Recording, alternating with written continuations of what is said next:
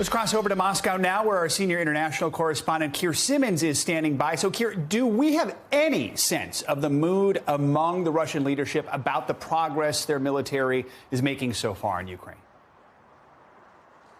Well, we know that they're frustrated because we've heard that from sources in the US and in Western governments who are monitoring, and also because we can see the way that the Russians are changing their tactics.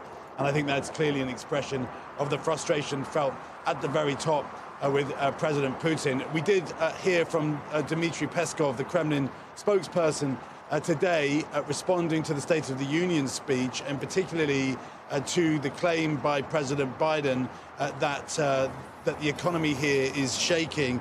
He says, and he admits, and this is interesting, that the Russian economy is now experiencing a serious blow, but he says there is a margin of safety and we will stay on our feet. Now, of course, as you can imagine, the State of the Union overnight, Russians didn't stay up overnight to watch, but you can also imagine that the 6,800 people who've been arrested for protesting, the more than 1 million who have signed petitions for peace, that those people, I suspect, would have liked to have seen President Biden devote the entire speech to the situation in Ukraine, to the battle between democracy and autocracy, and it was uncomfortable to watch as that speech segued into domestic politics, more traditional speech, and some stood up and some sat down, but that is democracy. And the difference, of course, is that in the West and in the US, you're allowed to have different opinions. Here, overnight, while that speech was happening, President Putin's government closing down an independent TV station, an independent radio station, threatening Wikipedia with Russian Wikipedia with closing it down simply because of its post about the invasion of Ukraine. Keir, let's talk more about President Biden's State of the Union last night. He took aim at Putin and Russia's oligarchs during that address. He said Putin underestimated the West's response. Do we have any clues as to whether pressure has been building on Putin from his inner circle or from Russian business leaders as a result of all these sanctions we've seen over the last week?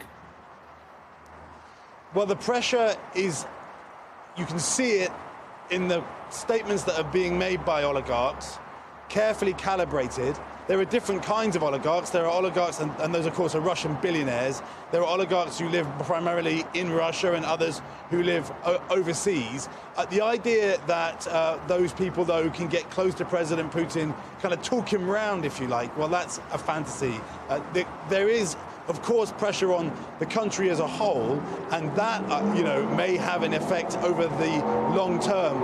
Here's the thing, though, that I think may have the most effect, and it isn't President Biden speaking to Congress, the American people, and the world on television, and maybe some of those comments reaching people here in Russia. Here's one of the things I think might have a real impact. Those sieges of the cities in Ukraine. The Russian people have the siege of a city seared into their historic memory. That was the siege of Leningrad, now St. Petersburg, in the Second World War. 1.5 million people died. Now, if we start to see terrible scenes from those cities in Ukraine, well, then I think that may have an impact on public opinion here. Keir, real quickly, I want to ask you, Russian media reports said that round 2 of ceasefire talks could come as early as today. Do we know if there's any progress on that front? We do hear from the Russians that they say that their delegation to talk are ready and are getting ready. We don't know what the situation is with the Ukrainians. The Ukrainians have said they want to see the bombing stop, the conflict stop before they talk again.